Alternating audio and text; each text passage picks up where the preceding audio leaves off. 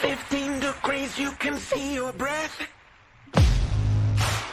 Out here in the lake effect, breaking tables like it's poetry. Where else would you rather be? Pinto on Elvis in the lay poncho. The members that you need to know. 'Cause once you out here now, your family. Where else would you rather be? Where else would you rather be? Welcome into the Nickel City Crew.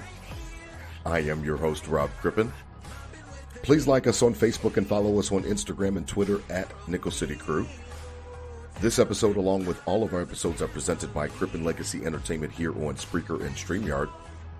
We're so glad that you're joining us for some of your Buffalo Bills and NFL content again today. And as always, these are my Bills thoughts said out loud. It's a vibe so ridiculous. Since 12 plus 83 was 6. The shout rocking like a symphony. Where else would you rather be? All right, let's get straight to it. Really excited for tonight's episode. Click clack, we are back in the building. You see the new Diggs here at Chateau de Crippen at the Crippen King's house. I am really excited because this is the time of year that it's okay to question everything. It's okay to wonder what your team's going to be. It's okay to wonder as the new season approaches, how all the puzzle pieces going to fit? How is everything just going to come together? I mean, all 32 teams, all the different fan bases have optimism this time of year for the most part. And we're no different here in Bills Mafia, Nickel City Crew. But I've got a couple things to get off my chest today. Joining me, as always, riding shotgun, my co-host, Adam Dump Truck Rupsick. Check him out on Instagram and Twitter at Adam Rupsick, RUPCZYK. Holla at the crew, DT. Click clack, we back, man. What's good? You like the new Diggs? You see it? What's up, man? You see the I new like studio? Rob. What's up, Nickel City? What's up, Rob? Yeah, the new studio, looking good in there. It looks like you got a few more things up. It's not as spaced out as last one, so you're ready to roll and show off your lore, man. It's years and years of collecting. You got to show the team. I got to up my game here. I got to get my office situation going. Get myself my own little setup. We're way too far into this to not be set up like you. So that's next. I'm back. We're rolling Nickel City, and damn, here we are in the start of summer. And we talk about football is a long way away. We're creeping into under 90 days here pretty soon, Rob. After the weekend, we'll be under 90 days, and you really see it with the NBA finals starting tonight, the NHL finals starting this weekend. It's like, damn, when those are over, sports other than baseball, it's gonna be slim pickings, is over. So till we kick. So the realization set in, and OTAs to kind of keep our itch going, and it'll be training camp in no time, and then just like every year, it's kickoff, and then it's Christmas and New Year, and we're talking about the Super Bowl. So ready to rock, ready to roll. Nickel City, click clack, we back. Good show tonight. Let's ride. Yeah. I can't wait, man. I appreciate you joining me tonight as always, and appreciate the fans tonight. Again, hit us up in the comments section. We're here. We're live. We've got over 100 people already jumping in, so we appreciate all of the members of the Mafia Nickel City Crew hopping on tonight. Tonight's Dollar Wing night, so we're getting ready to hit up Dollar Wings at Al's. I've got some big plans coming up for the season. I'm still working on those, hoping to maybe get some live shows going from Al's. So just stay tuned. Stay tuned on that. Stay tuned on that. You don't have to tell me twice about getting wings. Yeah, man. So I've already talked to the owner there, and I'm really excited. So I got to make some more headway. So I've kind of had this little tradition going with my Kings, with the boys, and we go out there on Thursdays, Dollar Wing Night, and I think that would just be something perfect throughout the season, just to kind of keep something going like that. So shout out to all of the Bills Mafia members. Again, Nickel City Crew, shout out 716 Sports Splitters. What's good, Robbie? We love you in the building, man. Thanks for tuning in tonight. Now, as I was saying, DT, this is the time of year where it's okay to question things. It's okay to ponder different things that you're worried about or that you might be concerned about. That might be bothering anything like that. And I've been going back and forth on Twitter. You already know that I've been having some battles on Twitter most recently the last couple of months. And it's just funny because, Twitter is like a place where I'm able to kind of let out some of my takes. And it's kind of a place where I'm able to all right, let's try this on for size. And I've been kind of enjoying it because as we had that episode with our Twitter buddies, it's a situation where people are going to let you know where they feel like literally immediately. And I've been really enjoying that interaction. DT, I've got to get this off my chest, and that's why I named the episode the way that I did. I mean, what really happened, DT, after the Stefon Diggs trade? Because I could have swore everybody wanted to tell me that would listen that, oh yeah, Brandon Beane's got something else, up his sleeve. Oh yeah, that's not it. I mean, he's going to target Ayuk, or he's going to target another big name fish or something like that. And I look around this wide receiver room, DT, and I'm like, word. Like this is really what we get ready to do, I don't want to, I don't want to sound like I'm down on the season before it even starts, but I got to be honest, DT, I'm just wondering what the hell's going on, because no Ayuk trade, regardless of what San Francisco's been talking about, DT, it seems like he could be on the block, because I don't think they can keep him and Samuel long term. And then I'm just wondering what the hell is going on, because this wide receiver room, DT, to me is bottom 5 in the league. And I know we talked about it in the wide receiver by committee episode, but I got to relive it because I've been having some Twitter battles, man. This is really what we're getting ready to do, TT. This is it. This is what we get ready to roll out. I'm guilty. I'm guilty because I was the one sitting here telling you that he's got a plan. He's got the ace up his sleeve. He wouldn't do this unless there was a plan coming. So it's your fault. I said it straight up. But hey, we just hit the June 1st, and we saw we got a few bucks on the table. Even after the rookies are signed, we got a few bucks on the table. That we're not dead yet. We haven't kicked off yet. There's still a lot of training camp to go, injuries to happen, a lot of veteran, free agents still out there to be signed. So I don't think this is the final roster or final look by any means. Obviously it isn't, that you're going to have to cut half this wide receiver room, before the year starts. But I was guilty. I said it. I thought we might have a little more in store, but it also tells me, what they did have in store is Keon Coleman to be the future number one of this franchise. I'm not saying he's going to happen this year. He's got to grow. Every rookie does, but this was, this I guess was the plan. This was the ace in the hole to get a big rookie to come in and reset the market in price wise and help your cap in all those areas and be a productive receiver. So amongst other things, there's a lot of other names kind of brought in and a lot of question marks there for sure. But tonight I think we'll get into it. I'll be the analytics guy tonight, Rob. I'll be the numbers guy tonight. I got some strictly numbers to go over with you that as we see opportunity as we go forward. I'll see what you think about these numbers, and it's more, as we know, there's passion. There's a lot of other things included in this game than just the analytics and number side. But this is what I'm going to use to kind of justify some points tonight. So let's get into it, baby. I will admit fault. I thought there was going to be a bigger ace in the sleeve, but if this is it, I'm okay to go to battle with it, and I'll tell you why. Okay. All right. Well, I can't wait for you to talk me off the ledge, because it is a situation where I'm starting to look up and down that list, and you're absolutely right. I think there's 14 receivers that are getting ready to come to camp. So we've got a little bit of everything to choose from. They seem to be going a little bit bigger with their free agent pickups after Keon Coleman was drafted. With I see you out there, Robbie, asking about thoughts on MVS, and we'll get to that as well. He's another big receiver. Same thing with Claypool. I guess was the mini camp hero coming up out of mini camps, and the OTA hero. So they said that he's been flashing, whatever the case may be. Bills got $10 million. Bills Mafia, Nickel City Crew got $10 million from the Trey White release on the 1st of the month. So Brandon Beane does have some wiggle room. He's got some stuff to play with. Now, there's been some speculation. Is he going to try to go get another edge rusher? It seems like this wide receiver room is pretty much set. One of the things and one of the main battles that I've been having on Twitter, DT, and one of the reasons why I needed to talk to you tonight was because of the fact that everybody keeps talking to me about, well, everybody's going to eat and we're going to be spreading the ball around. Even Joe Brady himself, when he had his media availability, said everybody is going to eat.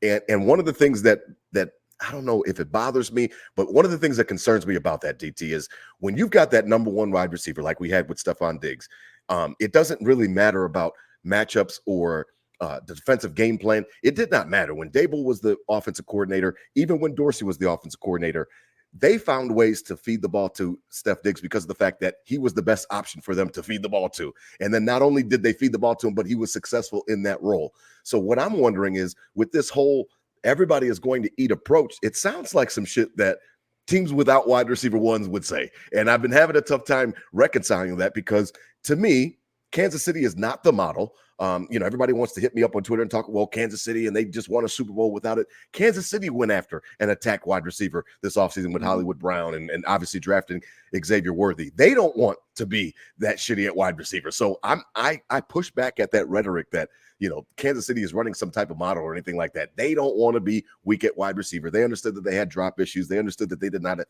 high-end talent. So everybody can miss me with that whole comparison. They want to be better at receiver. So the fact that they won the Super Bowl and got lucky, hey, that just, you know, you chalk it up to the game, and obviously congrats to them. But they understand that they want to be better at wide receiver. So obviously the Bills should want to be better. And I just keep hearing about this spread the ball mentality. DT, talk to me about your feelings on spread the ball, because when I hear it, sometimes I feel like it's the poor man's, well, we don't have a wide receiver one, so you know, we're going to have 4 guys that have 40 catches, or we're going to have, you know, 6 guys that have 20 catches. I don't even know if that's realistic. I don't know, when I look up and down the wide receiver room, if that's something that we should expect.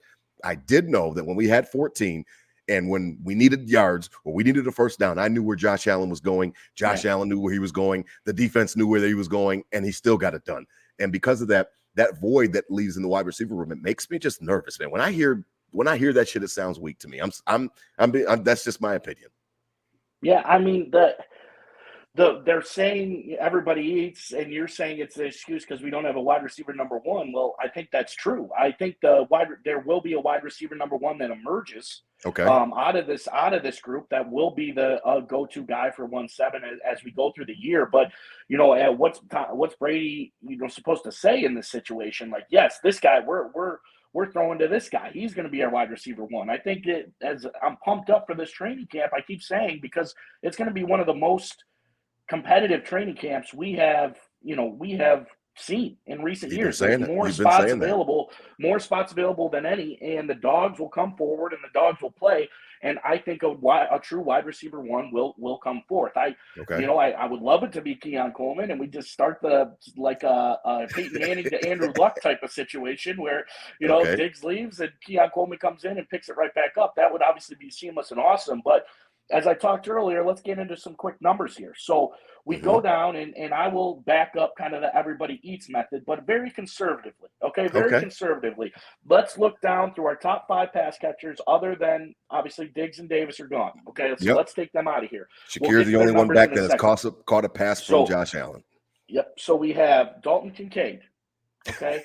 Dalton Kincaid, 73 catches last year as a rookie. Pretty impressive. I think that's a successful rookie year for Kincaid, and all signs are leading him to have a breakout year. Fantasy people are loving him to have a breakout season. He's got a few more trust. He knows the league. He knows what it feels like to get hit out here. He's going to be hopefully better. So at 73 catches, 700 yards, only 2 touchdowns, Rob. Right. If he can, you know, again, these are conservative upticks. He goes up to 83.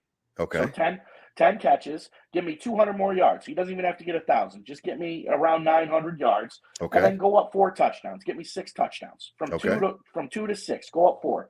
Then we go to the next on the list, Khalil Shakir, 39 catches, only 45 targets. Wasn't on the field a lot. He caught everything that came to him. If he can go up, this is going to be my biggest increase. This is, out of anybody here, this is my biggest increase. 39, 602. He goes up to in that 70-ish range. Give me, you know, a couple hundred more yards, 2 more touchdowns even. Or 4 more. Get to 6 with Kincaid. Then you get into James Cook. James Cook kind of showed he could be, even though he had some big drops last year. I was just about to talk shit. A pass catching back for Josh Allen, and you know, and I think he's gotten better. He had his first play from scrimmage is a fumble, and he's learned from that. And you know, he's had those touchdowns he's dropped. He's also caught a few nice ones from Josh, and Josh doesn't mind throwing to him out of the backfield. I think he's going to be more included at 44, 450, and 4. He, you know, doesn't have to go up much. Give me 10 more catches. Give me 100-ish, 150 more yards, 2 more touchdowns. Then we go Dawson Knox, 22 catches, 180 yards last year. Battled injury, wasn't on the field a lot. This, whatever they're in, 11 prime. I don't want to hear anything about 11 personnel or anything this offseason. That's all we heard about last offseason, whatever. But he's going to get on the field. I see him having more than, you know, 22 catches in the year. I'm not looking for him to be a focal point. I think Kincaid takes that over and is the primary tight end target. But he can go up 20 catches and a couple hundred yards, maybe 2 more touchdowns. So just with that, just with those guys, before we bring anybody new on the team, just with those guys, Gabe Davis, Stefon Diggs gave us 150 catches, 1,800-ish yards, 15 touchdowns. The 2 of them, that's their stat line last year. So if all those increases happen, that Mhm. leaves us with 75, 1,000, and 12. So Okay. they're a lot lower in catches, only half the catches, Gabe, and this is And with the increase right, of these right, guys. Okay, right. they only have I'm half with the you. catches. Only half the catches Gabe Davis and Stefon Diggs have. They're 1,000 less yards, but they're right in there touchdown wise. Okay, Okay. so that brings me to my next point. So you need to make up 75 catches, 800 yards, and 3 touchdowns between Curtis Samuel, Keon Coleman, Keon Coleman. Yep. MVS, Mm-hmm. MVS, Claypool. Claypool. Mm-hmm. Between those 4 guys, you got to come up with 75 catches, 803. That, I think all those numbers I just gave you of the Are attainable. upticks are conservative upticks. I'm not saying they're going from 700 to 1,500 yards. They're Right. just gradual increases in everybody's game. That's not even including who's second string running back, what they're getting, Right. anything Ray like that. Davis. Mm-hmm. Deontay Hardy and Trent Sherfield gave us nothing Nothing. last year. Nothing. Absolutely nothing. So Nothing. if Claypool and MBS are a little better than them, and Keon Coleman has 50 catches, and Curtis Right. Samuel has his normal, 40 to 50 catches, we well eclipse the stat numbers of Gabe Davis and Stefon Diggs. And I'm not like you said, this okay. isn't a guarantee. There's a lot of variables. There's a lot of things that can happen. But Right. it just was real eye-opening to me when I kind of broke those numbers down of it's very attainable to cover up those 2 guys off. There's a lot of other things that are going to be hard to cover up: the intensity, the leadership, Right. the go-to, the confidence. That all has to be grown. But again, training camp, open opportunity to get that done. The statistics are attainable. Okay. Interesting. And I like the way that you broke that down by keeping it modest, because sometimes people go crazy and they're like, well, we already have it. And then Keon Coleman's going to come in and he's just going to take over for Dick. I'm like, that is just not realistic. And I've been going back and forth with people, like I said, on Twitter about it, because the fact that I just want everybody's expectations to be in the right place.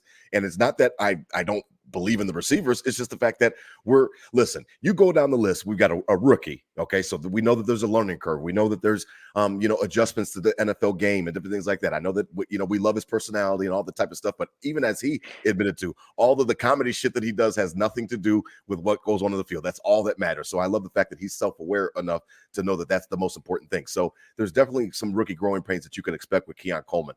Curtis Samuel, DT, if I'm keeping it funky, yes, everybody tells me that he's never played with a great quarterback. I understand that. He also has never really done shit either. I mean, he had a decent year in Washington one year. Carolina was, it was what it was, but like there was never a situation where he's popped off the screen. He's been more of I think I look at him like a souped up Isaiah McKenzie. How about that? You know what I mean? Sure. I look at him as an Isaiah McKenzie, but just better catcher, better route runner, all around better receiver than Isaiah McKenzie, but still that kind of that gadget guy or a window dressing type of guy. Shakir, obviously the only, again, wide receiver to catch passes from Josh Allen that's returning this year. He did flash at the end of the year. You're absolutely right. He caught everything that went his way, but he didn't have the, the volume. Now, what is it going to be when he's pressed into a situation where he's taken 3 times as many snaps, that type of thing. So I'm interested to see that. MVS. That's the most crucial one. That's the most crucial run, Rob. I mean, Shakir has to have that step. And I don't know if he'll be the number 1 at the end of the day, but he will be a starting player in fantasy lineups. He has to be. For us to be successful, he has to be, a true guy. So, yeah. And then you look at MVS and Claypool, and both of those guys have a story. What was MVS's story? Again, shout out to Robbie, who asked us about it. I mean, listen, when I think of MVS, Robbie, I think of the fact that he had drop problems in KC, but then one of the things that I will hang my hat on and kind of gives me a little bit of solace and a little bit of comfort is that when the lights were on, though, in the postseason, especially against us, I mean, he was doing his job. You know what I mean? So like that's if there's any indication about the fact that he's a gamer. So sometimes guys just play better when the lights are on or they're the brightest, and that can't be a trait that is a bad thing to have. So I do have a little bit of hope in that. And then we've got Claypool, who is a reclamation project. This is a guy who had talent come out of Notre Dame, a 2nd-round pick, had a good first season in Pittsburgh, and then it just kind of falls off. And we talk about the locker room stuff, and obviously we're well adversed with locker room chemistry and different things like that. So I don't know what to expect. Maybe he's on his P's and Q's and he brings everything to the table in this prove it year. And maybe he's still a shithead. I have no idea if he's ready to turn the corner. His press conference again sounded great. Sounded like he's got his head on straight, those type of things. So it's just a lot of unknowns. And I think that because of the fact that it's so many unknowns, that's what I think is making me most uncomfortable about the situation with the wide receiver room, is because I don't know what to expect. I know that Curtis Samuel's fast. I understand that he's ready for his primetime opportunity, but I just have never seen him with that kind of volume. Same thing with Shakir with the volume. And then we just talked about the reclamation project. So after that, everybody else to me is a crapshoot. The shorters, all the guys, we've already made fun of those types of things. So I'm in a situation where those guys, those receivers, I'm really zeroing in on the ones that you talked about. And it just, I think it's the unknown. And this is the time of the year that it's okay to ponder those type of things. The unknown is the thing that is definitely making me most nervous, because we do not have that household name. There is no Stefon Diggs. Even Gabe Davis he didn't do a bunch, but what he did, he was good at. He was a good blocker. He was good on a downfield threat, great on the sidelines. I don't even, we haven't seen Keon Coleman do it in the NFL. So I think that's the main thing for me. But what contradicts the unknown? I agree. The unknown is true. That's fact. The statistic speculation is speculation. The unknown is fact. The unknown is fact. We don't know what's about. We knew what roughly what we would get from last year's team. And we got it every year. That's why we knew we would get it, because it wasn't unknown. Now it is unknown. That is fact that it is unknown. So how do you contradict the unknown? You have a franchise quarterback, a leader, a leader of men that needs to step up more. We'll get ready to talk about that in a minute. Yep. And that's a number of. I'll save. I got some other numbers where it's a number show for me. I'll save those because I think it's gonna hit our next topic a little more. But we have to contradict the unknownness with our strengths, and our strengths are. I'll lead you to the next point. To 17. It's funny that you said it that way, because I honestly think that 17, it's time for him to take a bigger role. You had talked about it last season, DT. Even before the Stefon Diggs stuff even hit the fan, you had talked about your desire to see Josh be more of a dog, and maybe change his approach. When we talked about that, we talked about the fact that maybe not just rah-rah and yelling at guys, but holding guys accountable. One of the things that I always gave credit to Stefon Diggs for was the fact that he held people accountable on the offensive side of the football. Deion Dawkins has spoken to it. Khalil Shakir this very offseason has spoken to how Stefon Diggs kind of laid the groundwork for what the professionalism and what they expect on the offensive side of football, because he really just didn't take anything less than what was required to try to be a dog and to try to bring that type of intensity each and every week and each and every practice. So because of that, I'm looking at 17 in a different way this year, because DT, I think that this is his chance to put his big boy pants on, so to speak. We're entering phase 2 of his career. We're entering this time now where, regardless if he wanted 14 out or not, or it was McBeane or whatever the case may be, we don't need to rehash that tonight. The point is that this is now his offense all the way. It was before, but it is definitely for sure now his offense. And even Joe Brady has spoken to the fact that this is Josh's offense. And then Josh says, well, it's really the offense. It's Brady, but it's Josh's run. This is his time to kind of get after it. And I'm wondering if his leadership style is going to change. I just heard Von Miller the other day talk about how he sends Josh Allen pictures of the Lombardi on random days throughout the offseason, and just sends them little clips of other quarterbacks who have won Super Bowls. And I'm wondering how is Josh wired? I remember us talking to Rob and Mama Monday about how he's wired. I'm wondering if he understands the moment and is ready to tap into this new leadership role, because there's really nowhere else to hide. This is now, he's got to take ownership of this whole thing. Regardless of why Stefon Diggs is gone, it doesn't matter at this point. This is your offense. This is your team. You've got to really take the bull by the horns, in my opinion. Pressure and legacy. We spoke heavy on this last year of Sean McDermott having nowhere to hide, running out of excuses. This is the year he had to do it. And I mean, we can talk about playoff losses in a different episode, but a battered down defense was able to hold them together and be somewhat, successful on that side of the ball. Had the magnum opus in the Dolphins game. And the days of Sean McDermott, there's nowhere to hide. It's legacy and pressure for Josh Allen. There's nowhere to hide. You had excuses. You were young. You this or that. There was other things that now there's nowhere to hide. It's your team. If you suck, if the Bills suck, do something. You know, like Yeah, there's no more got a good finger old line pointing. this year, solid old Yeah, line coming back. exactly. The pressure is on 1-7 to be the guy, to be the leader, and for his legacy, he has to know that, and I think he does. Like, if Hmm. we now more than ever, all eyes are on me. I need to be successful with this team, and then prove, okay, I'm with the Mahomeses, I'm with the Tom Brady's, I'm with the Peyton Manning's, where I don't need a stacked roster every year because it's not possible in the NFL with the salary cap. I'm not Right. going to have a stacked roster every year, and we can still be successful and win. So that's the legacy and the pressure. The pressure I is like is that. huge I for like him to that. come. The pressure to fulfill the legacy is bigger, Ooh, obviously, ever, and it is year by year by year. But this is a great example, and all sounds like a the training shields camp are episode. I like that one. the shields I are like down, that man. one, The DT. shields are down, and people are swinging, and you can't hide behind the shield. You're gonna have to swing back, and I hope he knows that. I believe in him to know that, and I'm gonna trust that he does. Ooh, I like that. Pressure equals legacy, and or something. I don't know how you just worded it, but I like it. I like that because of the fact that it's just a situation where, Josh has got to lead from the front.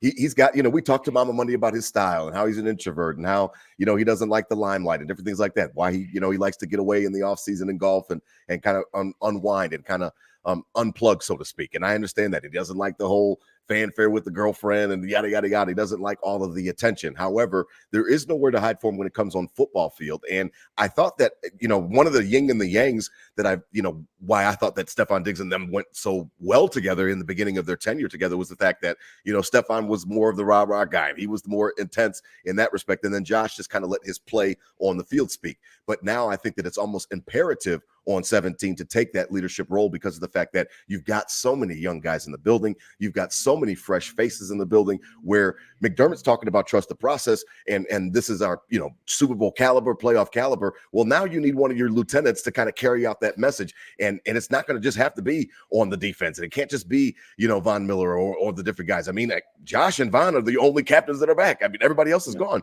So I think that it's almost imperative for him to make sure that he takes that kind of role because of the fact that this is it.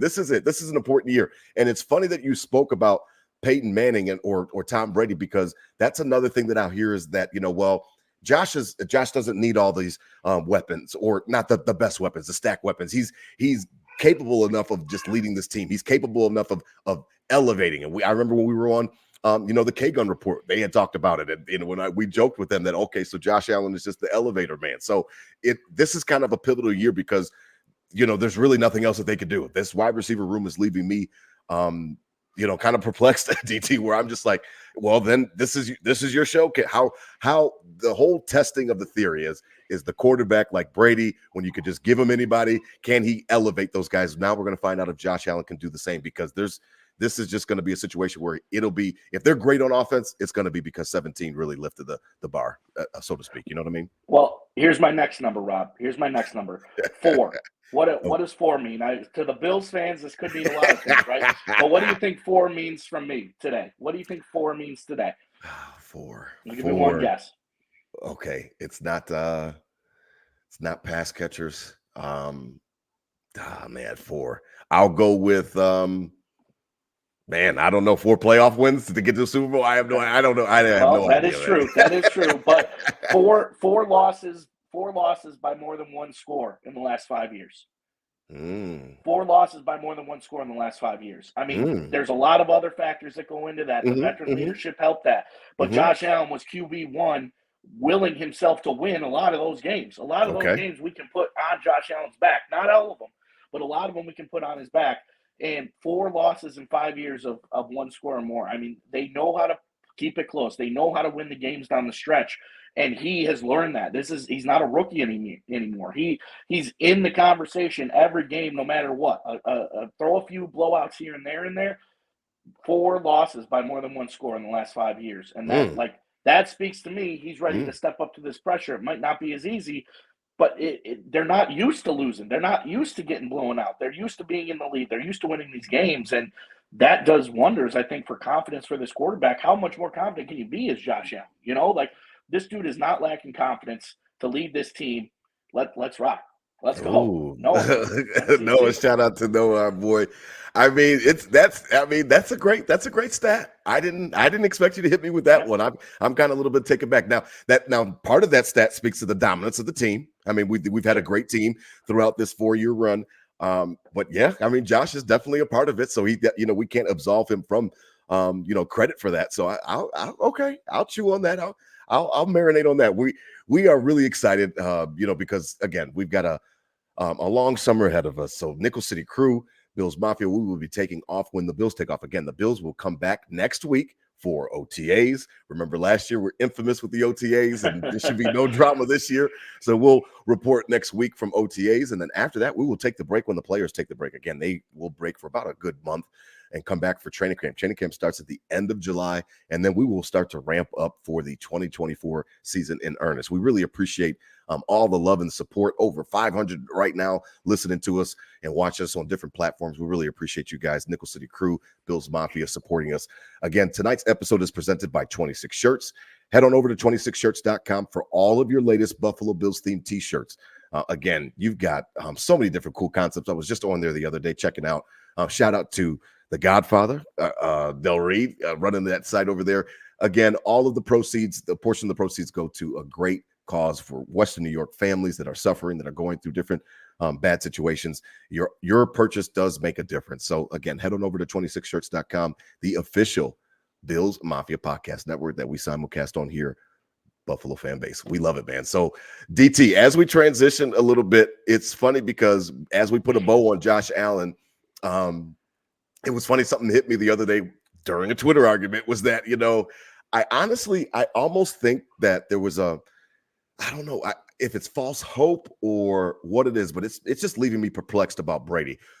When Brady took over, we were backs against the wall. You know what I mean? Our backs against the wall. The team's 6-6, or whatever the case may be. We just lose that horrible game to Denver, and then they fired Dorsey. When Brady takes over, it was a situation where he ran the ball so much, and it was such a different approach to what we had seen before. But then we started winning.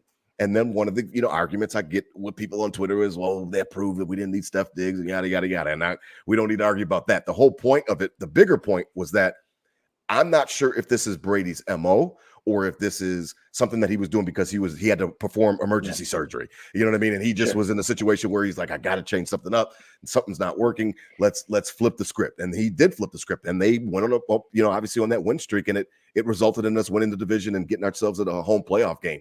My thing, DT, about it is that I'm wondering now if did Brandon Beane and Sean McDermott, did they really honestly think that they didn't need a wide receiver one anymore? The only reason I can really ask that, DT, is because Beane did not go out and get a wide receiver one after he traded Diggs. So because of that, are they buying into that theory that we just don't need a wide receiver one? Or is it just the fact that they're cutting their ties, cleaning up their cap situation so that they can go hard in 2025? I've heard different arguments on WGR to the contrary to either one, and I'm wondering where you sit on it, because I'm wondering if they really thought, because I can't think that they are that dumb. That's just my opinion. I don't think that you can look at the success that we've had the last 4 years when we had Steph Diggs and how he transformed the offense with Josh Allen, and then say, because of a half a season where we didn't really feature him that much, that all of a sudden, well, we really don't need that dog. We really don't need that type of featured wide receiver one. I just think that would be horrible planning. And if it's just a situation where you're loading up for 2025, I can get with that. I can understand that. But I'm not really interested in a running game offense. I'm just not interested in it. And I'm just wondering where your thoughts are on it, because it scares me sometimes when I hear Bills Mafia talk about the fact that, well, we went down the stretch and we proved that we didn't need Diggs and stuff like that. And I'm like, you need a wide receiver one in this league, and every team is trying to get one. You just seen how Justin Jefferson just got the bag, and Tyreek Hill wants a new contract, and Waddle got paid. Like, everybody understands. CeeDee Lamb wants his money. You need a wide receiver one. Hopefully the Bills feel the same, in my opinion. I'd agree it's the latter. I mean, you look at we talked about it a couple in our last episode in the schedule release breakdown, right?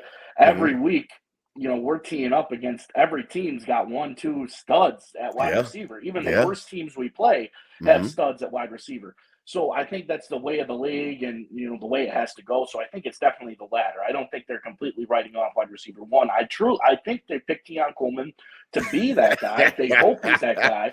I don't Okay. know if it's happening, this year, but I think they didn't pick him to not be the number one guy eventually. And if he isn't, he isn't, he'd bust out, and Right. that's a chance you take. But Or I he's think he's a great number two, and then you need to supplement next year and grab and yourself an go IU get somebody for big next year. But Mhm, I mhm. agree. I think because of that, like they can't be blind to it just because they won a couple games to sneak into the back door of the playoffs last year without really utilizing that wide receiver one, if you will. I mean, Stefon Diggs was still the leading pass catcher in a few of those games that they won. It's not like he didn't play in those 6 games, right? True. So the fact of the every team you play has stud receivers and they know this and they're kind of moving on, and this might be the transition year where they had to bite down a little bit, but Right. filled that room up as much as they could. The best players will play. We'll get opportunity where it needs to, and if it doesn't work out next year, you go out and you make the splash harder. And I think I'd agree. They can't be. Even though I said, we're trading for Ayuk, there's an ace in the sleeve. You can't look at this league and think you don't need a number one. Well, I mean, I know receiver. that Brandon Beane said it, before the draft, and I thought that it was a more of a tongue-in-cheek thing. I thought that he wasn't just trying to give away his draft position and things like that. And obviously, they their first pick of the draft that happened to be in the second round, they take Keon Coleman. So I do think that they understand that they need one. They made Beane is the one that made the trade for Diggs and gave him an extension a couple times. So I understand that. I think that he understands that a wide receiver one really is necessary. I just think of a situation where whatever the situation was, it was untenable. So they bit the bullet, and for the cap purposes. And then, like you said, next year, I would hope that he's going to be back in the market looking for that guy, regardless if the Keon Coleman turns out to be great or not. I would like to supplement him with another guy in 2025. So when it comes to the 2024 team, I just wanted to know what you thought, because I hear a lot of people talking about the fact that that second half stretch was indicative of what we should be getting ready to see. And I don't desire a running game offense. I'm sorry. No, I understand that I agree. sometimes the pendulum swings back and forth, and they talk about how the league is cyclical in that way. And, now there's 2 high shells. So that means you should, run on a lighter box. And I get it, but you don't have to get carried away with it. You still have 17 back there. I couldn't imagine turning into, Rex Ryan 3 yards in a cloud of dust. I just couldn't imagine the Bills thinking that that's the way. When were they? What do I always say, DT? When were they at the height of their pimping, so to speak? The height of their peak, the height of their pimping was. They were spinning it. It was when they were spinning that thing, Yeah. man. So I can't imagine. I mean, with this team, though, as I talked of all these guys having to step up, the run game will have to be good this year to be successful. More important. That's inevitable. The run game does have to be good, not mediocre. The run game has to be good this year to be successful, because it's got to be something that there has to be that other balance option, where they can lean on it. Mm-hmm. And like you said earlier with Brady, maybe it was just the emergency surgery. I hope that was the case, right? Because that is a great thing for worst case scenario. If that was worst case scenario, we got to start doing it. Good. We have that in our back pocket as worst case scenario. Okay. So that's kind of how I saw that. Emergency surgery was a great word for that, of going in and, this isn't our MO, but sometimes if we got to do it to win, we can. And I think that run game has to be good to do that. I believe James Cook's getting better every year. I have high hopes for the rookie, Ray Davis, and Johnson coming back for another year. So I think the run game needs to be good. I don't think we're shifting to a run offense because Thank God. really a couple teams could ever do that. You need a bell cow, running back, and they just don't make them anymore. Derrick Henry's probably it.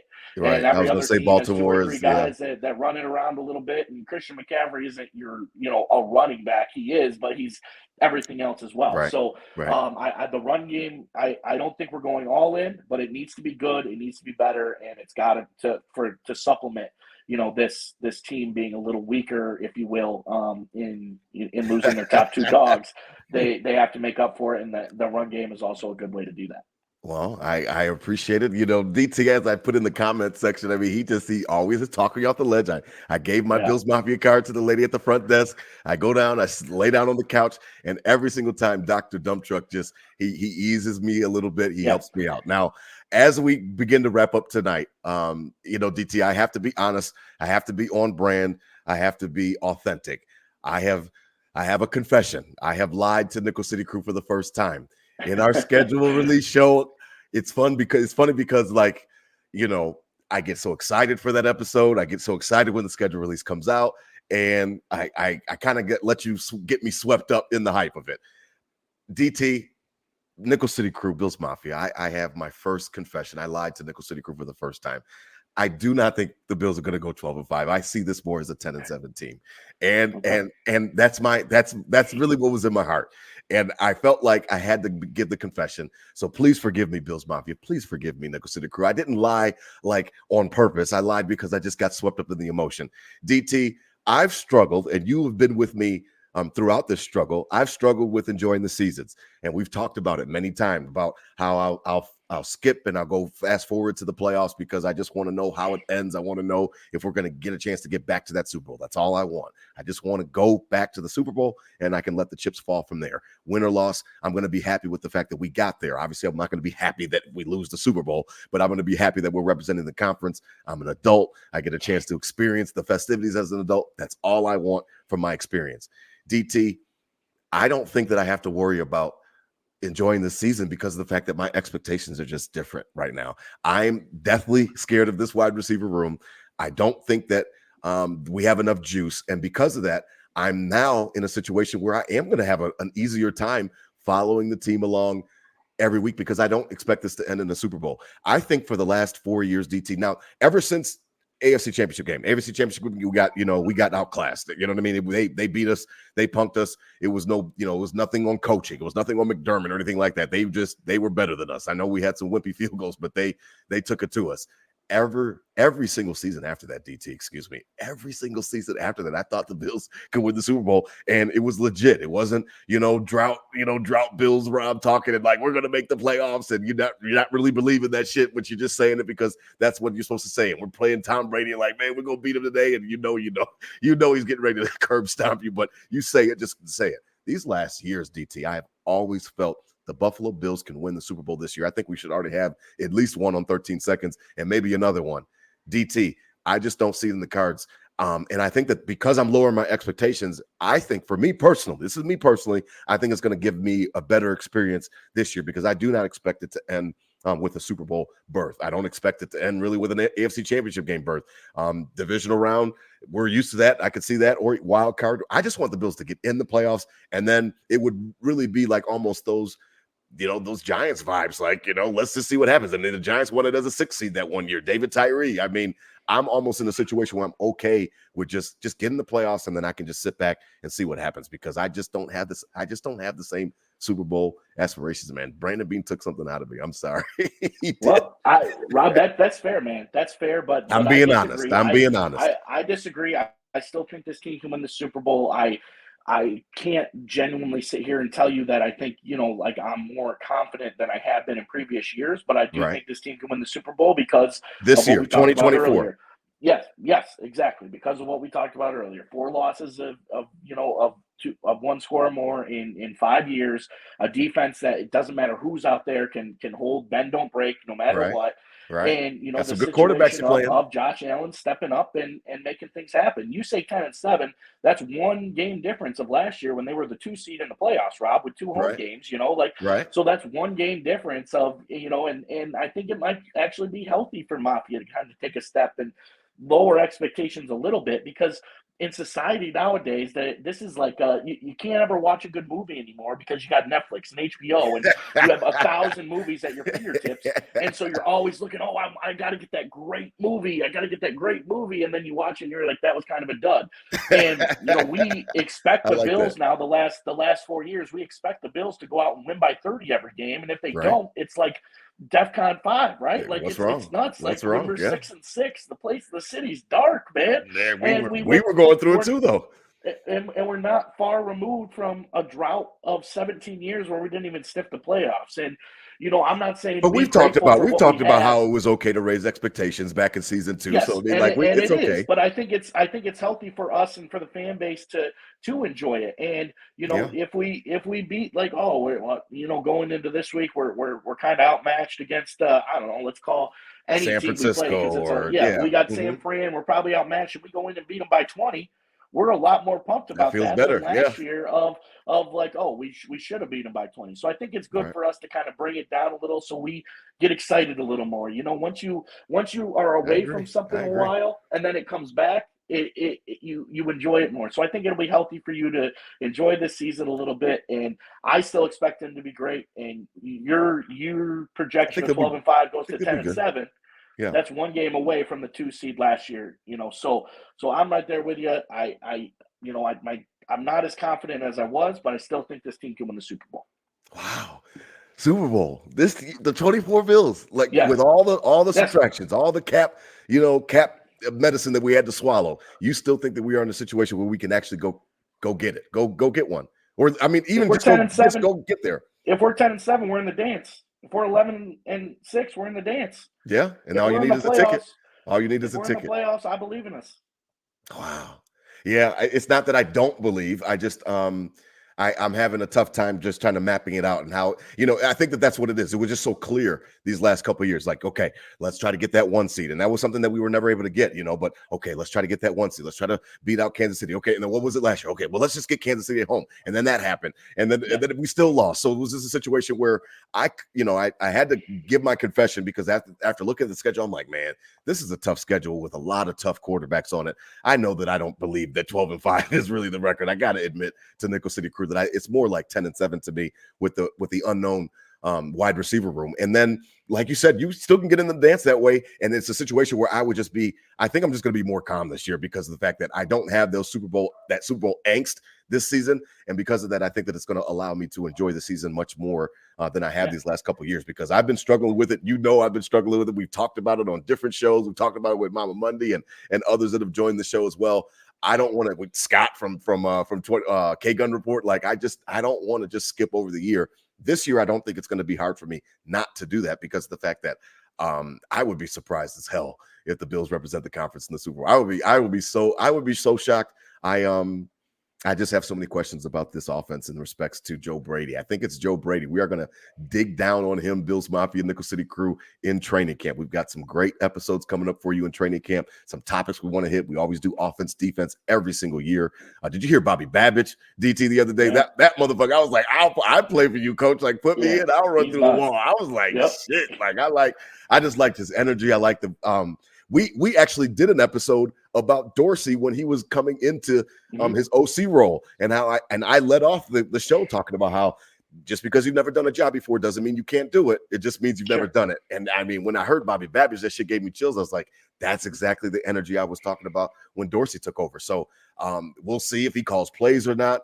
We'll see if McDermott, I'm sure he's going to give him an opportunity maybe in preseason to maybe get a game under his belt to see how he feels with it, how he does with that. But DT and I will be back next week. Again, OTAs, mini camp will be next week for the Bills, and then they break for about a month or so until late July when training camp at St. John Fisher ramps back up. We will take the break with the Bills players as well, and we will ramp back up when training camp comes as well. We've got a lot of topics. We got to hit offense, defense. I got to get my McDermott's talk in. We got to talk about him at least one time this summer as we approach the year. But I really liked your thoughts today, DT. You definitely talked me off a ledge. You're definitely more optimistic than I am in respects to the fact that of the wide receiver room. I like your stats tonight. So way to bring the stats. It'll just be interesting to see. I understand what everybody's saying would spread the ball around. Sometimes I just wonder, like, you guys all expect 5 guys to get 50 catches. Like that's like you're asking a lot. There's only one ball, and then that means that there's some high production hikes for people that we just haven't seen if they can do it yet, and that's, I think, the unknown part of it is the only thing that gives me trepidation. But hey, I mean, that's why they play the games on the field, as Chris Berman would say. So I'm down with it, DT. I appreciate you, man. I paid the lady at the front desk. I appreciate it, man. I'm off the ledge. I'm off the ledge. It really comes down to, the genuine belief in 1-7 and the backing of McDermott being able to hold that defense together consistently, that where you don't even have to worry about that side of the ball, so that's where I am. Mm-hmm. So my last number, it was a show of numbers tonight. My last number is 19. My last number is 19. I won't make you guess that one. I'll tell you. The 19 in victories last year of multi-score victories. Okay. Okay. You could erase 19 touchdowns and still have the same record, still have the same amount of wins, right? So the game's like, I'm not saying I Really? want next year to win by one touchdown Right. every game for our wins, but we were playing with house money. You know, we're running teams up by 30 points on a regular basis a lot of Right. times. That's production from Stefon Diggs. That's production from Gabe Davis. You know, that if just to kind of bring that number Wow. back down, we 19? didn't need the stats we had last year. We didn't need to have our same record. 19 Wow. touchdowns could be erased in those games. I mean, that stretch weeks 2, 3, and 4, we won, you know, we averaged 28 points or 29 and a half Yeah. points victory. Mhm. That's 4 touchdowns, you know, a game right there. So 19 touchdowns we didn't need, could have had the same amount of wins in those wins. So it's Wow. just another DT point did to his bring homework it tonight. down. I Yep, like that. yep. It's about to be summer. My Kings got their last day of school tomorrow, and DT still doing homework. I like that, man. You're not in Yep. summer school, man. You passed. That's pretty good. 19. Listen to that. Chew on that stat, Bills Mafia. Chew on that stat, Nickel City Crew. 19 touchdowns we could have taken away and still had the same record. Still the Hmm. same record. Wow. So DT's trying to say get ready for less scoring and still hopefully have the same result. Still finding a way to win. Find a way. Doesn't McDermott say find a way? Okay. No doubt. I'm with you on that, DT. I appreciate you tonight, man, as always. Listen, out there, Bills Mafia, we'll be back at you, like I said, next week for mini camp, and then we will break for summer, and we'll be back for training camp. Please, out there, spread love, not hate. Enjoy your summer, Bills Mafia. We'll see you next week for mini camp before we break. Hit them with a Go Bills, DT. I mean, these Go wild Bills Bills. thoughts out loud, man. Go Go Bills. Bills. Oh, DT. He came with the numbers game tonight. I like that. We appreciate all the Go viewers Bills. tonight, man. We appreciate you guys on all the different platforms. Shout out to you guys, man. We appreciate the love here at Nickel City Crew. Enjoy your night. NBA Finals tonight, DT. I am so excited. Me and Nate, we cannot wait. He's like, Dad, can I stay up? I'm like, hell, tomorrow's the last day of school. You can stay up all night, man, and watch the game with me. So can't wait, man. I dread the fact, like you just said earlier in the show, I dread the fact when NBA and hockey will be over because all you got is baseball. It's like that one Kermit, the Kermit gift where he's standing outside of the radio window just looking like, when is football coming back? Like that's literally going to be us when the NBA and the NHL are off. So enjoy the finals. I hope they go 7 games all in overtime. That would be great. Same thing with hockey, man. Yeah, hell yeah, man. Super. Yeah, I'm pumped. It'll be 2 good series. 2 good series. Absolutely. It should be, man, for sure, man. Enjoy your night.